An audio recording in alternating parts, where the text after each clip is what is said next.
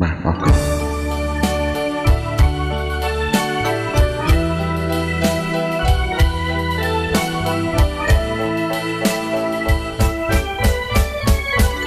គុំនួយវាយកបងផាត់ដួងចាយ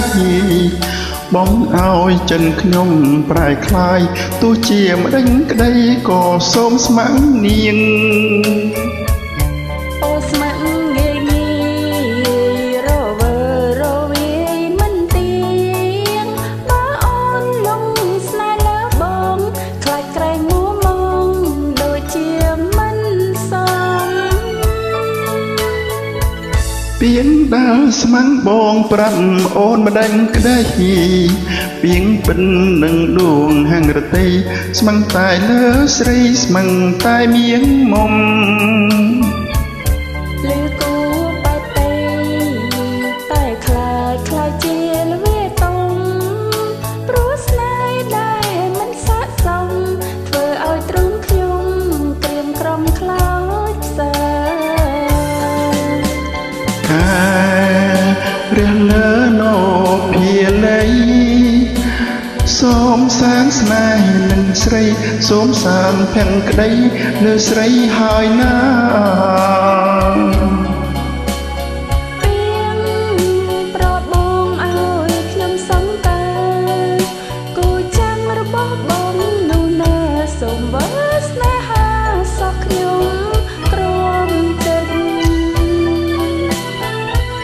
បងសូមសន្យាចំពោះពីស្អីសូមកុំធ្វើឲ្យរូបស្រីបងគេអប្រៃណាប្រវមិនពីងបងតែមួយសូមស្រីជឿចងពីងពិនគ្មានន័យអ្វីសោះបន្តិចបើស្រីបងចិត្ត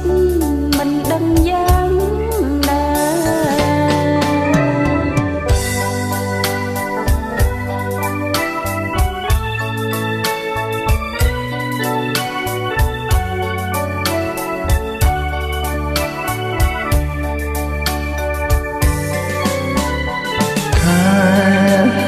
រៀងលើណូភាលី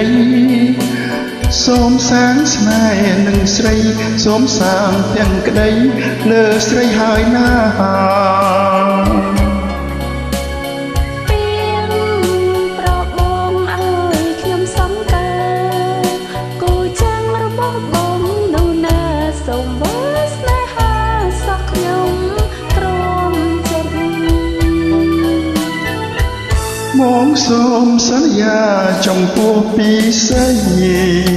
សូមកុំធ្វើឲ្យរូបស្រីបងគេអប្រៃណាប្រវ